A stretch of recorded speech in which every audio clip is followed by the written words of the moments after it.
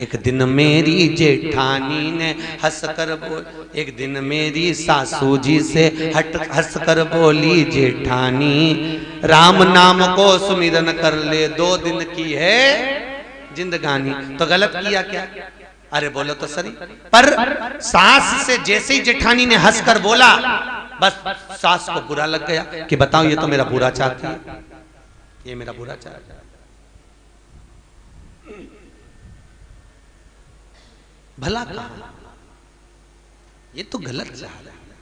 महाराज ध्रुव जी महाराज से मां ने कहा, तेरी छोटी मां गलत नहीं कह रही।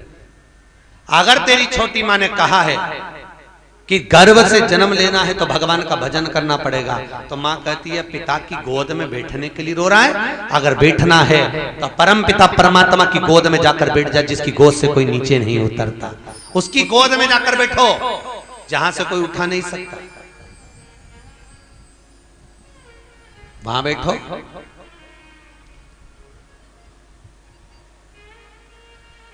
महाराज बैठे, मां वो परमात्मा कहां मिलेगा? सर्वस्व, हर जगह पर, हर जगह। हाँ क्या वन में मिलेगा? वन में भी मिलेगा। जा ढूंढने के लिए वन में गए, पहुंचे। अब वन में गए तो देव ऋषि नारद ने खूब डराया। देव ऋषि नारद से कहा मुझे मेरे गुरु मंत्र प्राप्त नहीं हुआ। नारद जी गुरु मंत्र दे रहे हैं। कौन दे रहा है मंत्र? जम के बोलो। नारद। नारद जी के गुरु कौन थे?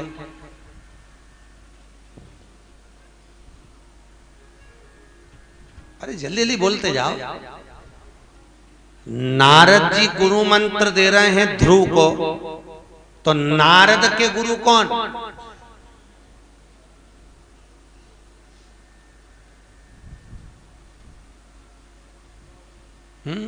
कौन थे नारद के गुरु? यही प्रसंग सामने आया था विष्णु पुराण का। महाराज एक बार देव ऋषि नारद श्रीमन नारायण नारायण करते हुए पहुंच गए भगवान विष्णु के यहाँ। जैसे ही जाके बैठे, नारद जी उठ के गए। भगवान विष्णु ने लक्ष्मी जी से कहा जाकर गोबर लेकर आ। लक्ष्मी जी बोली गोबर काहे के लिए? नारद जी जहां बैठे थे वहां पे लीप दे। काहे के लिए लीपू? भगवान विष्णु से लक्ष्मी जी ने पूछा नारद जी जहां बैठे थे वहां लीपने का कारण क्या है? इतने में देव ऋषि नारद भी दौड़ कर आ गए। वाह प्रभु, मेरे जाने के बाद तुम लिपा रहे हो, क्या मैं पापी हूं? मैंने कौन सा पाप करा जो मेरे जाने के बाद तुम गोबर से लिपा रहे हो? भगवान कहने लगे तेरे बराबर कोई है भी नहीं, है तो तू नुगरा। तूने गुरु मंत्र लिया कि नहीं लिया? मैं तो खुद गुरु। नारद जी बोले मैं तो खुद गुरु। सुखदेव जी महाराज भी बोले थे पहले दिन की कथा याद करो भगवान वेदव्यास जी से, मैं तो खुद गुरु। वेदव्यास जी ने कहा ऐसा काय का गुरु? पहले मंत्र लेकर आ। जनक जी से मंत्र लिया था। सुखदेव जी के गुरु थे श्री जनक जी महाराज। मैं तो खुद गुरु। मेरा गुरु कौन? भगवान विष्णु ने कहा पृथ्वी पर मृत्यु लोक में हो चाहे देवलोक में हो, बिना गुरु के तरना बड़ा कठिन है। मंत्र तो लेना पड़ेगा। देव ऋषि नारद बोले मैं किसको मंत्र लूं, मैं किससे मंत्र लूं? भगवान ने कहा पृथ्वी पर जाना, सबसे ब्रह्म मुहूर्त में सुबह के टाइम पर जो मिल जाए उसी से मंत्र ले लेना। देव ऋषि नारद भ्रमण करते करते मृत्यु लोक में आए। आते से पृथ्वी पर जब गए, गंगा के घाट पर पहुंचे। उसी घाट पर उन्होंने सोचा कोई संत मिलेगा, कोई साधु मिलेगा, कोई तपस्वी, कोई साधक मिलेगा। सुबह सुबह का टाइम था, एक मछुआरा मिल गया। कौन मिला? मछली पकड़ने वाला मछुआरा। नारद जी ने मन में सोचा बताओ, भगवान ने कहा था जो सबसे पहले मिले उसी से मंत्र लेना, परंतु ये तो मछुआरा मिला, जाल लेके जा रही है मछली पकड़ने के लिए। मेरे को जाल में आना था। नारद जी मन में सोचा। नारद जी ने मंत्र नहीं लिया, वापिस आ गया भगवान विष्णु के पास। भगवान ने पूछा क्यों मंत्र ले लिया? क्या कोई मिला ही नहीं? भगवान बोले बता, सत्यनारायण के सामने झूठ बोल रही है। सत्यनारायण के सामने झूठ बोल रहा है कि कोई मिला नहीं। अरे तो कौन मिला? अरे कोई मिला ही नहीं। भगवान बोले ध्यान लगाकर, नीचे मछुआरा मिला था। तो भगवान नारद जी महाराज बोले वो मछली पकड़ने वाला, उससे मंत्र लूं, वो उसको क्या है, वो तो पढ़ा ना लिखा, गंवार मुंह में कहीं नहीं, बुद्धि तो है ही नहीं, मंत्र क्या देगा। भगवान विष्णु बोले फालतू की बात नहीं करना, मंत्र तो मंत्र होता है, जो पहले मिला हमारे वचन को स्वीकार करो, जाकर मंत्र लो। नारद जी वापिस मछुआरे के पास पहुंचे, हाथ जोड़कर विनती करी, भैया मंत्र दे दे गुरु महाराज, मंत्र दे दे। मछुआरा बोला चुपचाप बैठे रहे, चुप बैठ। नारद जी वहां पर मौन होकर चुप बैठे।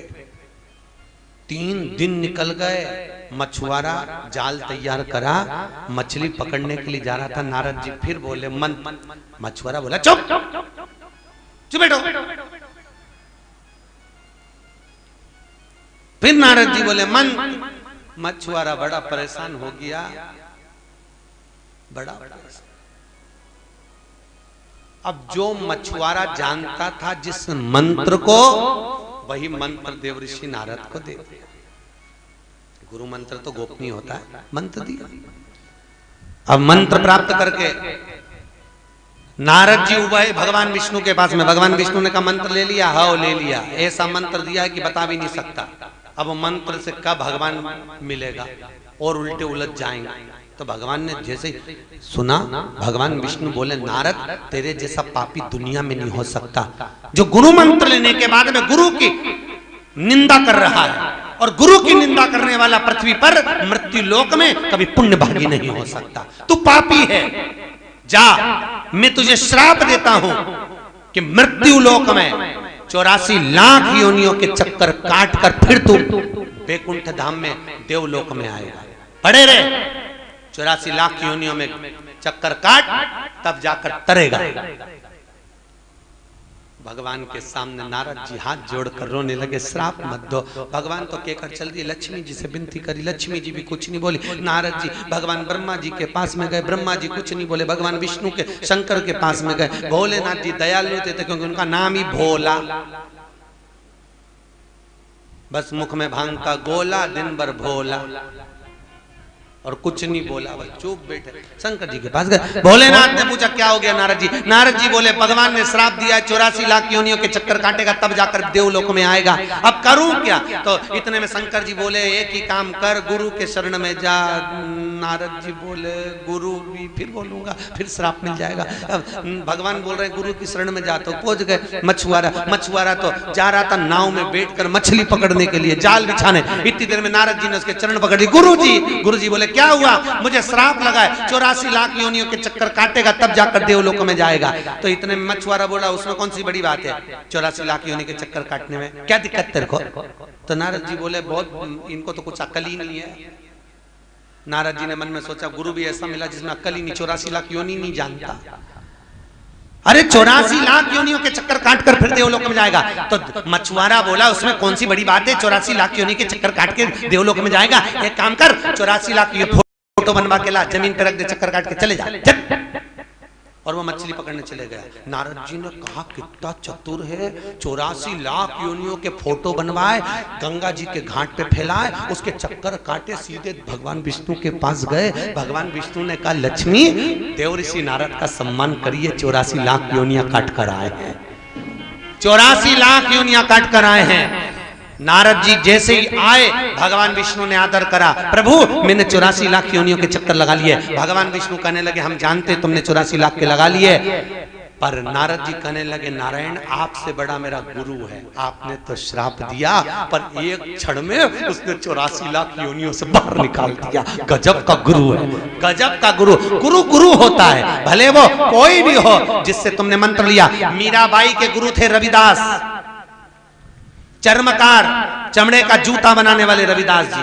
और मीराबाई से लोग कहते थे मीरा कहाँ का गुरु बनाया है, वो चमड़े का जूता बनाते हैं, वो चर्मकार है। मीरा कहती है मेरे गुरु को कुछ मत कहना। तो राणा ने कहा, लोगों ने कहा मीरा एक काम कर, कोई गुरु तो ढंग का बनाती, वो चमड़े का जूता बनाने वाला। मीराबाई बोली गुरु गुरु होता है, तो अगर गुरु गुरु होता है तो एक काम कर मीरा अपने गुरु से कह दे कि चमड़े का जूता बनाना बंद कर दे और गंगा के घाट पर कहीं उनके लिए आश्रम बनवा दे।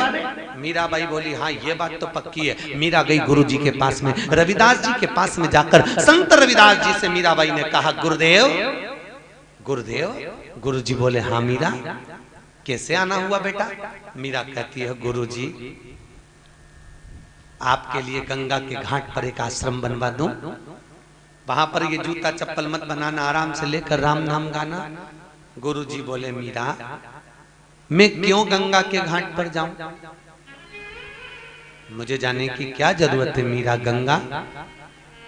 तो मीरा बोली गंगा के घाट पर आप नहीं जाएंगे तो गुरुजी क्या गंगा यहाँ आएगी। रविदास जी बोले मन चंगा तो कट होते में गंगा, गंगा भी यहाँ आएगी। मीरा बोली गुरुजी क्यों फालतू की बात करते, यहाँ क्या गंगा आएगी, अभी आएगी। रविदास जी ने गंगा का स्मरण करा। जिस पात्र में चमड़े को धोते थे उसी पात्र में हाथ जोड़कर रविदास जी बोले गंगा जी प्यास लग रही है, पानी दे दो। हीरे की चूड़ी जड़ा हुआ हाथ, रतन से भरा हुआ हाथ कठोते में से बाहर निकल गया। गंगा जी ने पानी दिया, मीराबाई और रविदास ने पिया। मीरा ने चरण पकड़ लिए गुरु रविदास जी के। गुरुजी अब आप गंगा के घाट मत जाना, गंगा खुद यहाँ आ गई, जाने की जरूरत क्या। जहां संत है, जहां भागवत है, जहां गुरु है, वहां गंगा खुद है, वहां खुद गंगा।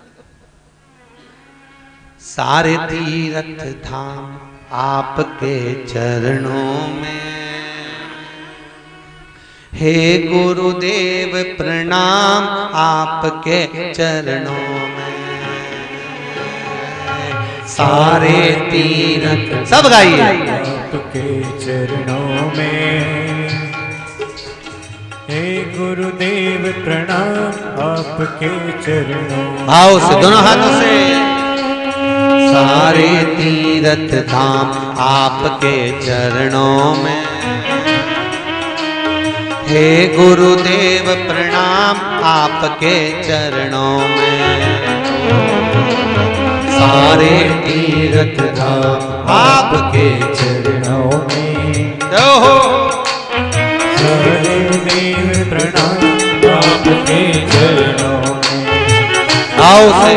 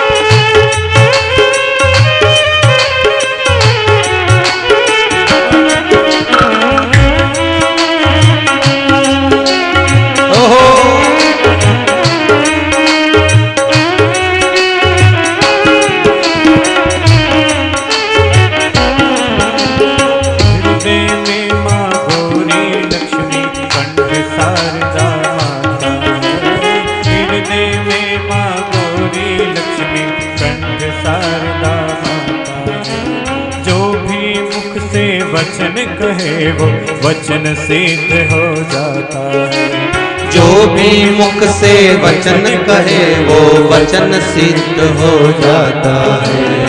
हे गुरु ब्रह्मा हे गुरु विष्णु हे शंकर भगवान आपके चरणों में, हे गुरुदेव प्रणाम आपके चरणों में। ओ सारे तीर्थ धाम आपके चरणों में, हे गुरुदेव प्रणाम आपके चरणों में। ओ सारे तीर्थ धाम आपके चरणों में, हे गुरुदेव प्रणाम आपके चरणों में। हे गुरुदेव प्रणाम आपके चरणों में, हे गुरुदेव प्रणाम आपके चरणों। सद्गुरुदेव भगवान की, श्री सुखदेव जी महाराज की। गुरु ब्रह्मा गुरुर विष्णु गुरुर्देवो गुरुर साक्षात परम ब्रह्म तस्मै श्री।